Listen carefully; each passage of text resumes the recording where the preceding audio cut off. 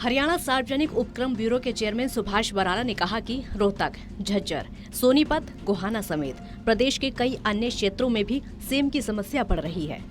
इस समस्या का स्थायी समाधान किया जाना जरूरी है ताकि भूमि की गुणवत्ता और उपजाऊ शक्ति बनी रहे। उन्होंने विभाग के अधिकारियों को निर्देश दिए हैं कि वो फील्ड में ऐसी गतिविधियां चलाएं जिससे सेम की समस्या का स्थायी समाधान हो। वैज्ञानिक तरीके से क्षारीय भूमि को सुधारने की योजना बनाकर काम करें। प्रदेश के सभी जिलों में इस तरह की समस्त भूमि का एक डेटाबेस तैयार होना चाहिए। जहां पर जरूरत हो वहां पर जिप्सम आदि भी किसानों को दी जाए। नीचे का जो भूमिगत जल है उसको कैसे, जो वाटर लॉगिंग के कारण जिसकी समस्या हो चुकी है, ज़मीन के अंदर जो पानी का भराव ऊपर दिखाई देता है उसको बाहर निकाल करके, उसको ड्रेन आउट करके कैसे उस भूमि को हम कृषि योग्य उसको बनाएं, उसको उपजाऊ बनाएं।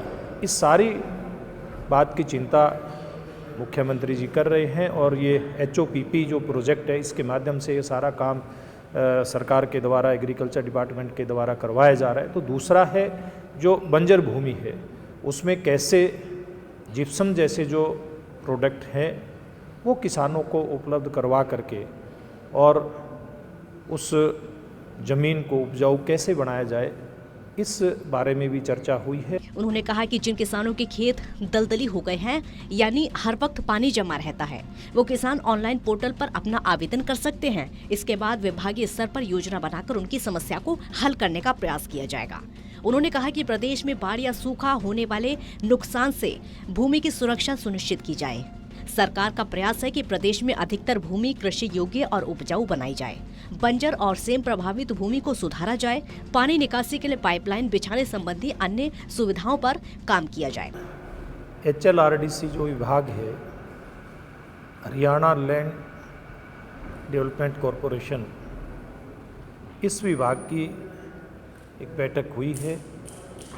इस बैठक में प्रमुख रूप से अभी तक विभाग की किस प्रकार की गतिविधियां हैं, किस प्रकार से किसान की जो भूमि है, चाहे वो क्षारीय भूमि है या फिर जहां सेम की समस्या है, इस भूमि को किस प्रकार से ठीक किया जा सकता है और ये विभाग किस किस प्रकार की गतिविधियों में लगा हुआ है, इस उद्देश्य से ये हमने बैठक बुलाई थी।